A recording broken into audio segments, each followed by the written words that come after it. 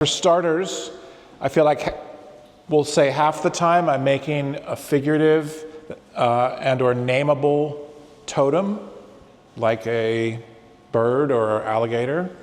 And the other half of the time, I would call it non-objective, where it's not a nameable object. It's more of a abstract construction and improvisation that I'm not trying to make look like something.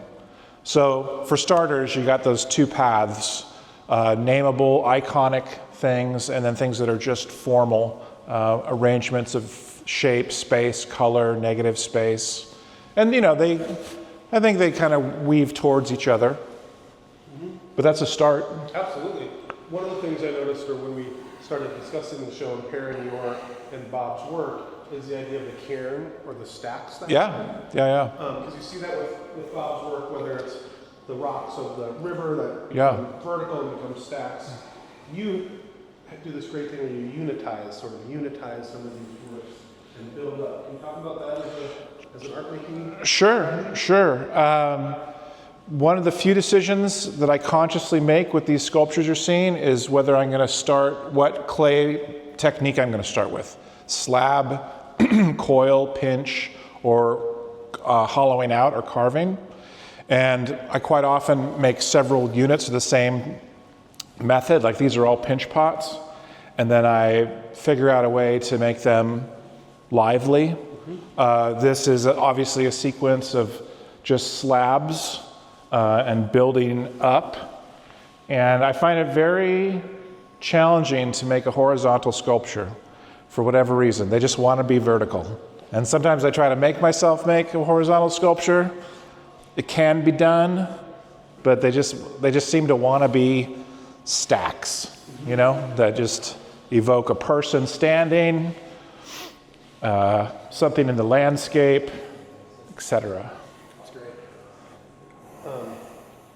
One thing that the press release talks about, or updated press release, our exhibition was delayed for a few weeks because Brad is one of the artists who lost his studio in Art Gallery, Alto Beta, and the Eaton Fire in Altadena.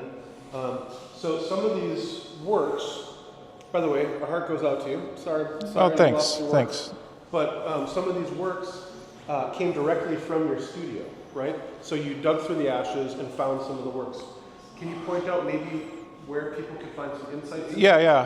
If you ever see a seam with gold, like this crocodile, it's been repaired just with super glue.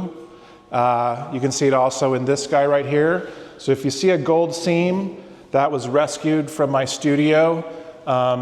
Some things that's not so clear. Over here, this was found totally intact. This was found broken in a few pieces and was repaired. And this is scraps of several broken sculptures that were assemblaged together. So a little bit of everything. They've all gotten some fresh paint because they were pretty smoky and ashy from the fire, and also the ceiling caving in on them and so on.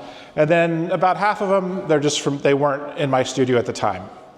So friends loaned me some. I got some from other places. These are non-damaged. It might be a little confusing because I like things that have a little bit of the patina of age. I love ancient artwork and art history, and so I'm often not trying to make them look brand shiny new.